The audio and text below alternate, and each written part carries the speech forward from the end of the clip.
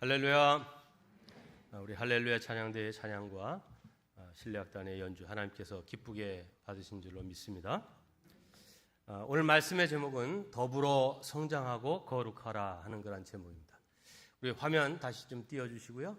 우리 옆에 있는 분들과 함께 인사하겠습니다.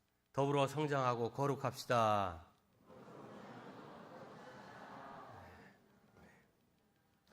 오늘 말씀은 목회자와 성도가 그리고 성도들 간에 더불어 그리스도의 장성한 분량에 이르기까지 성장하고 거룩함을 이루는 여러 가지 방법들에 관해서 말씀하고 있습니다.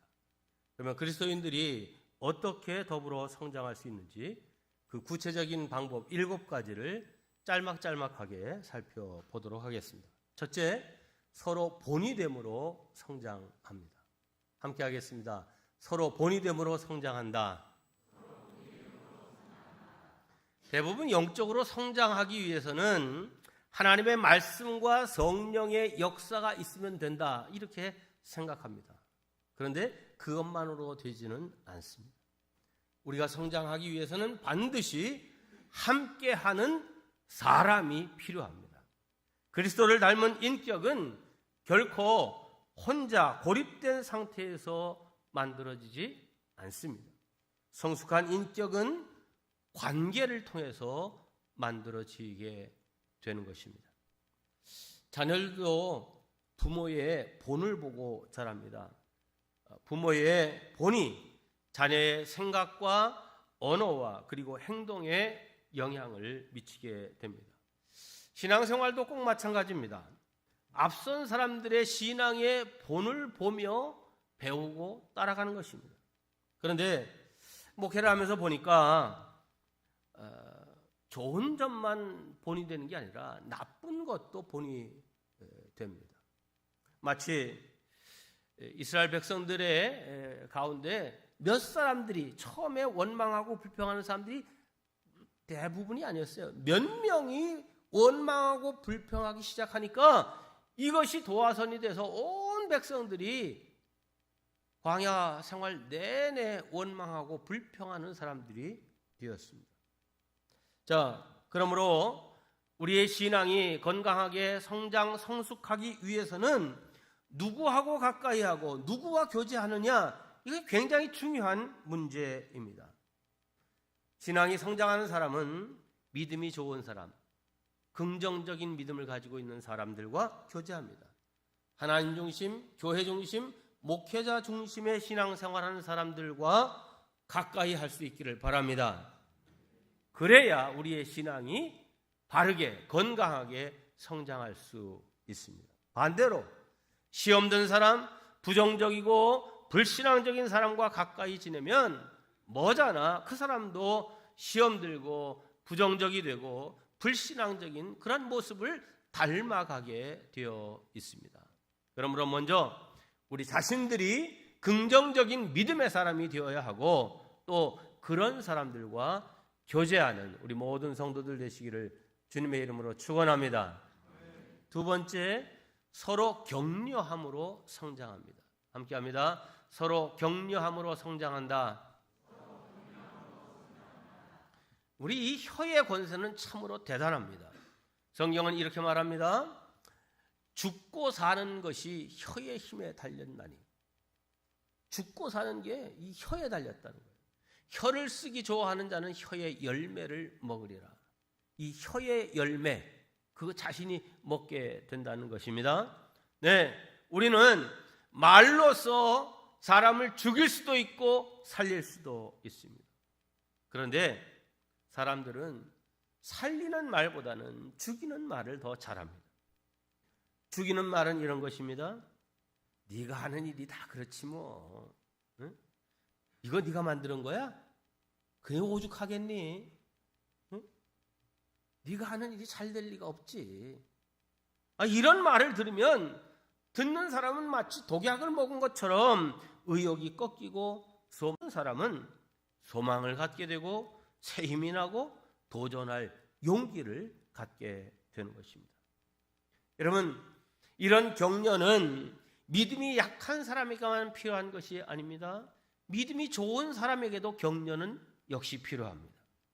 목회자에게도 격려가 필요하고 앞서서 열심히 일하고 봉사하고 바쁘게 일하는 사람에게도 격려가 필요합니다. 격려를 받으면 더 힘이 나고 더 큰 용기를 갖게 되기 때문입니다. 운동선수는 자신을 응원해 주는 사람이 많을수록 힘이 나고 때로는 그 응원 때문에 자기 자신의 능력 이상의 실력을 발휘하기도 합니다. 목회자나 주의 일을 앞장서서 하는 사람들, 여러분들 잘하고 있다고 응원해 주시고 격려해 주시기를 바랍니다. 아낌없이 그렇게 말해 줄 때 더욱 잘하게 될 줄로 믿습니다.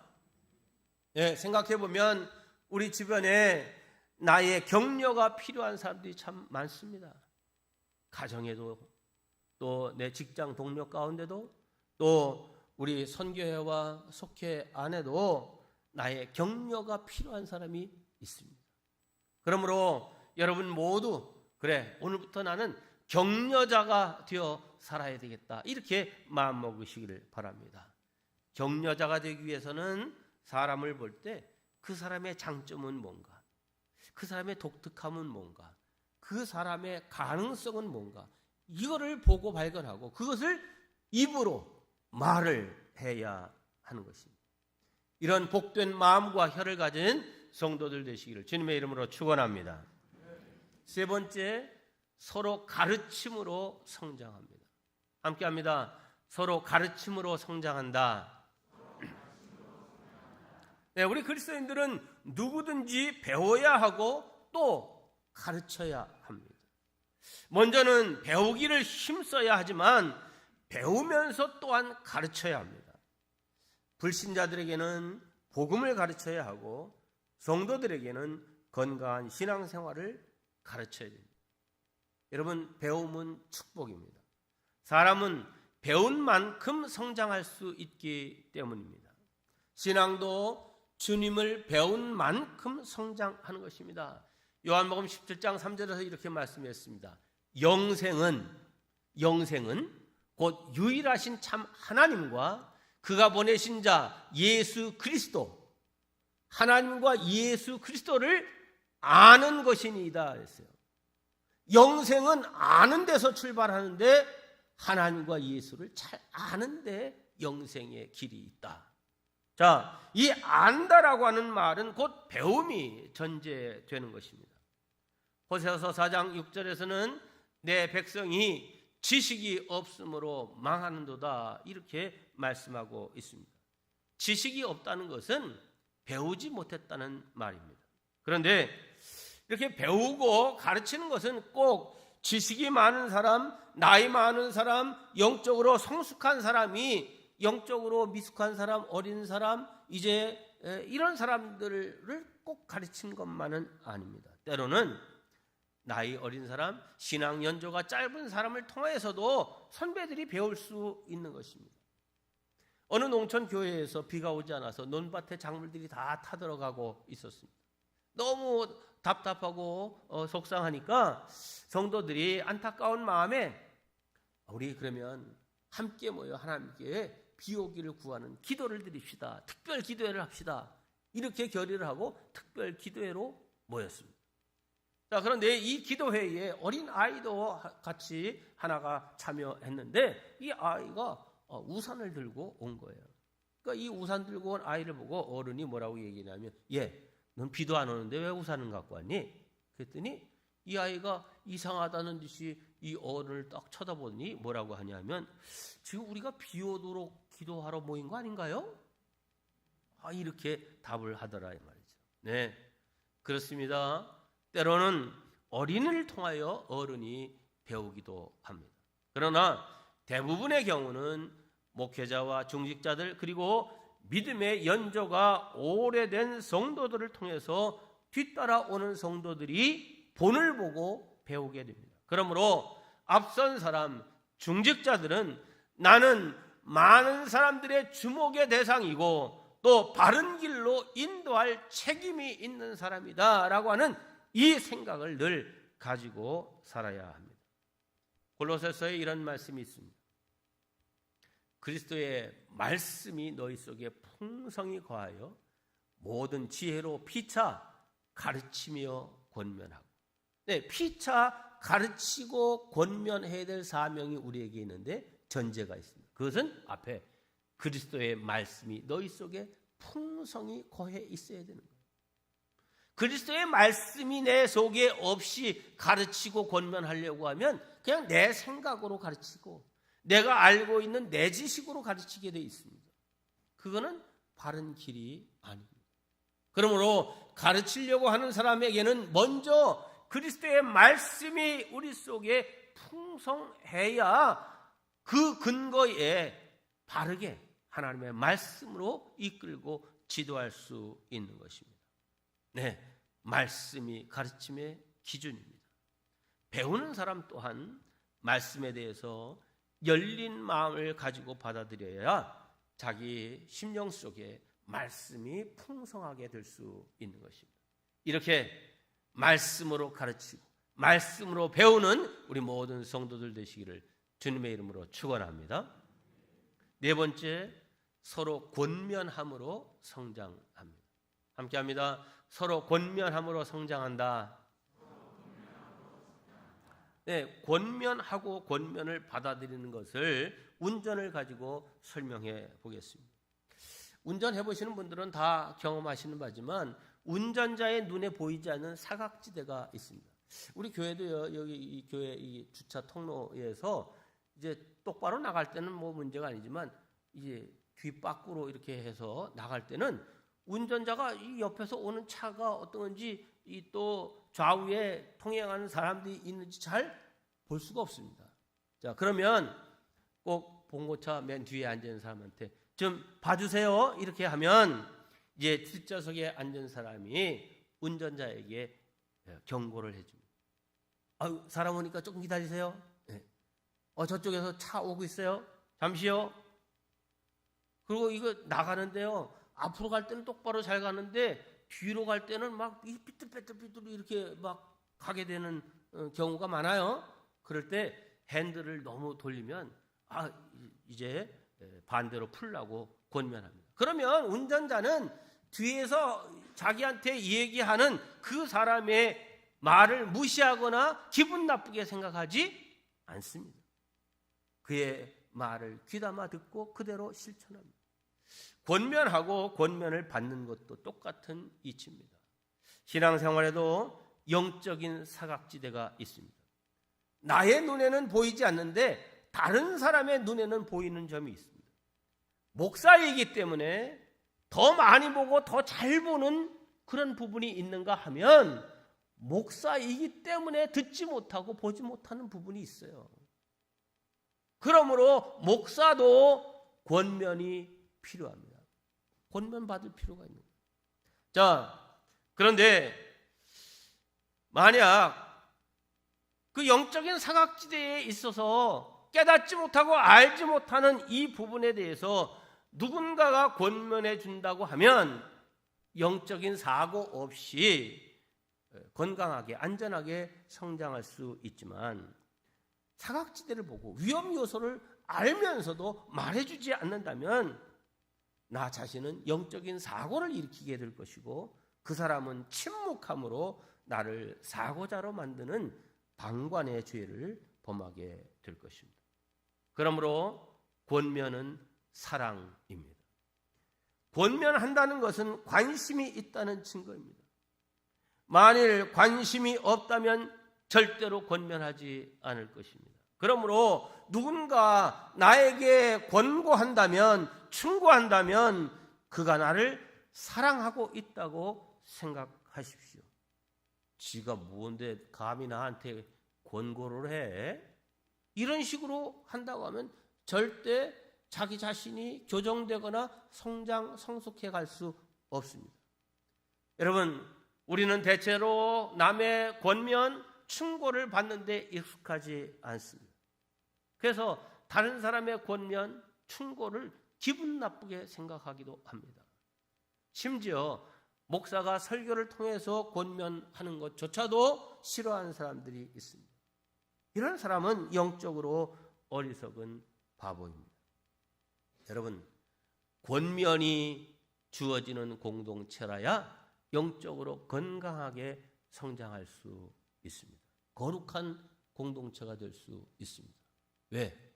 이 권면을 받는 사람은 죄로부터 자신을 보호할 수 있기 때문입니다. 히브리서 3장 13절입니다.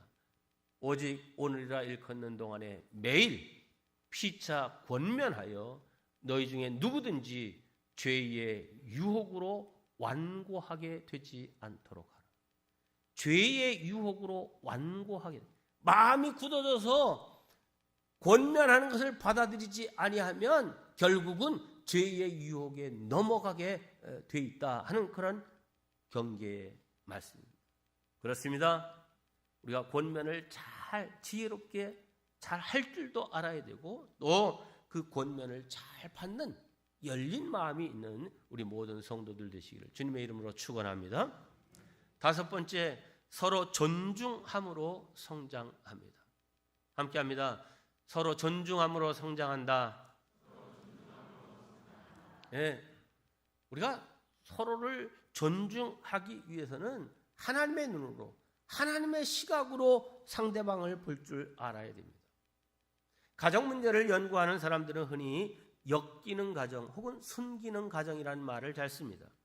여기서 역기능, 순기능이라고 하는 것은 그가 가진 지식이나 학력, 경제적 수준 이런 거에 대해서 결정되는 것이 아니라 중요한 것은 관계입니다. 이 부부관계, 부자관계, 형제자매의 관계가 깨져 있으면 아무리 경제적으로 풍요롭고 고학력자들이라 할지라도 그 가정은 역기능적인 가정이 됩니다. 반면에 가난하더라도 온 가족이 사랑으로 연결되어 있으면 그 가정은 순기능의 가정입니다. 교회도 마찬가지입니다. 순기능으로 성장하는 교회는 성도의 수 혹은 건물의 크기 이런 거에 결정되는 것이 아니라 중요한 것은 하나님과 성도의 관계, 교역자와 성도의 관계, 그리고 성도와 성도의 관계가 얼마나 건강하고 신앙적이냐, 여기에 따라서 순기능적인 교회냐 아니면 역기능적인 교회냐 결판이 나는 것입니다. 자, 그런데 이 관계를 아름답게 하기 위해서는 서로에 대한 존중이 매우 중요합니다. 상대를 여러 가지 세상적인 조건으로 바라보는 것이 아니라 하나님이 사랑하시는 한 영혼으로 보고 하나님의 자녀로 보고 천국의 상속자로 보는 것입니다. 상대의 배경과 상관없이 하나님 앞에서 그는 보배롭고 존귀하고 사랑스러운 존재다라고 하는 이 인식을 갖고 대하면 그런 가정은 순기능적인 가정이 될 것이고 교회는 순기능적인 교회가 될 것입니다. 서로를 하나님의 사랑의 눈으로 볼 수 있는 우리 모든 성도들 되시기를 주의 이름으로 축원합니다. 여섯 번째, 서로 고백함으로 성장합니다. 함께합니다. 서로 고백함으로 성장한다. 네, 여러분, 죄는 우리의 성장을 방해합니다. 영적인 성장도 방해하고 관계의 소통도 방해합니다. 우리가 죄의 문제를 해결하지 못하면 하나님 앞에 나아가는 데 방해를 받습니다. 뿐만 아니라 죄 문제가 해결되지 않으면 이 죄라고 하는 담 때문에 깊은 교제가 불가능하고 그저 피상적인 교제만 하게 됩니다.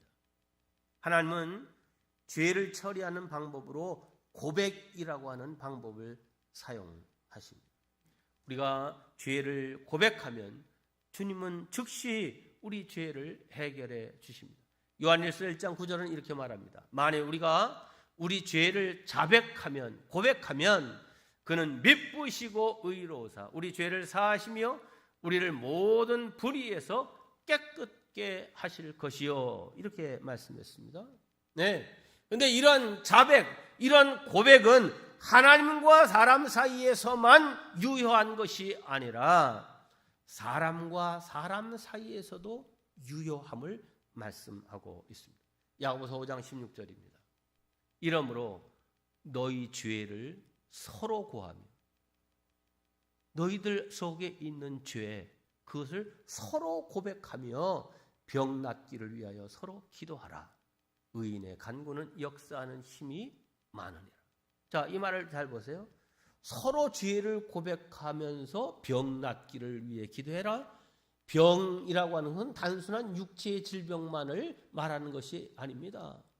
네? 관계의 문제, 또 소통의 문제, 또 그 사람과의 어떤 여러 가지 그런 문제들, 이런 것들이죠. 깨어진 관계, 이런 것들 고백하면서 하면 그 치유된다는 거예요. 치유.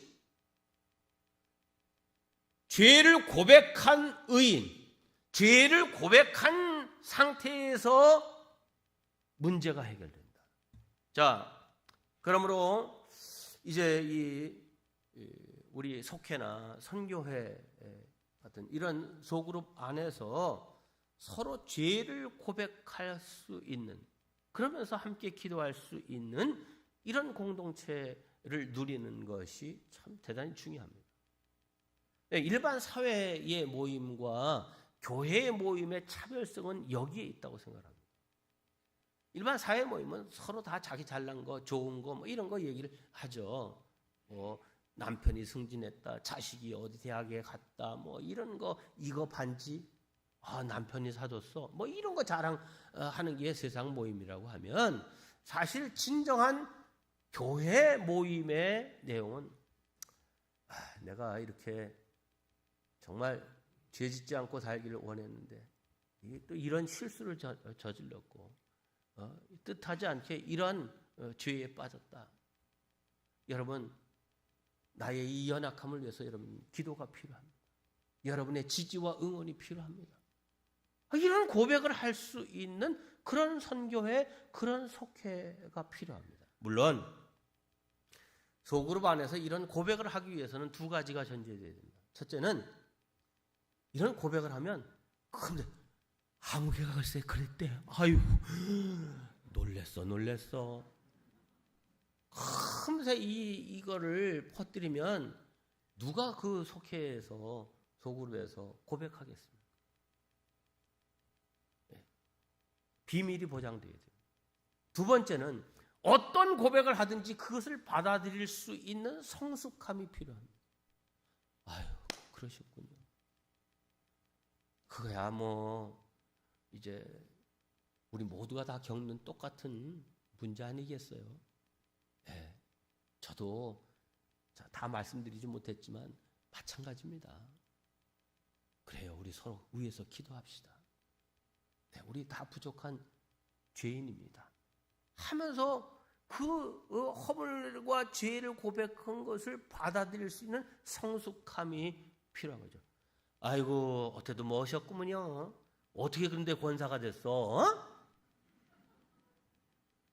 이렇게 나오면 이제 이건 그날로 끝이에요, 이게. 여러분, 이 두 가지 조건, 비밀 보장, 받아들일 수 있는 성숙함, 이게 보장되지 않았다라고 판단되면 그저 새나 가도 될 만한 이야기, 또 이제 상대가 받아들일 수 있는 정도 이야기, 여기까지만 해야지, 그냥 우리 교회 모임이니까 뭐 있는 얘기 없는 얘기 다 했다가는 큰일 날 수도 있습니다. 문제가 돼요. 기다려야 됩니다. 언제까지? 우리 속회 성도들끼리 이제 신뢰관계가 구축되고 어떤 얘기를 해도 비밀이 보장되고 받아들일 수 있는 성숙함에까지 나아갔다. 조금씩 성장해서 그 단계에서 이 나눌 수 있는 데까지 가야 그 속에서 정말 죄를 고백하고 그리고 그 문제를 해결함 받는 이 카타르시스, 이거 하나님 안에서 얻게 되는 유쾌함이고요, 하나님 안에서 누리는 시원함이에요. 이 은혜를 누릴 수 있는 우리 모든 선교에 속해 될 수 있게 되기를 주의 이름으로 축원합니다. 마지막, 서로 용서함으로 성장합니다. 함께합니다. 서로 용서함으로 성장한다. 이 용서하자는 내용은 이론보다는 용서의 신뢰를 들어보려고 합니다. 아주 오래된 얘기입니다. 제가 태어난 해가 1958년도인데 그 해 4월 25일 밤 9시 한국 출신 유학생이 미국에서 살해되었습니다.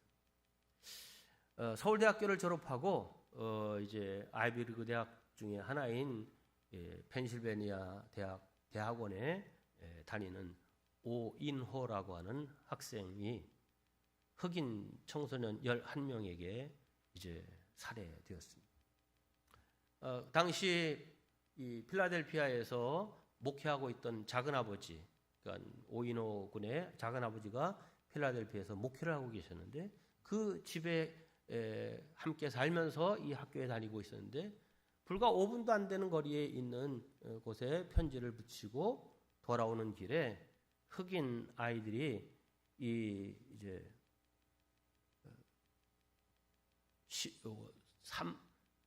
이제 우리로 치면 그게 얼마나 될까요? 하여튼 뭐 아주 작은 돈으로 입장할 수 있는 그런 술집 같은 데 들어가기 위해서 이 오인호한테 돈을 뺏기 위해서 막 쇠파이프로 두들겨 패고 깨진 병으로 찌르고 구두발로 걷어차고 해서 신고를 받고 경찰이 왔는데 그때는 이미 죽은 상태였습니다.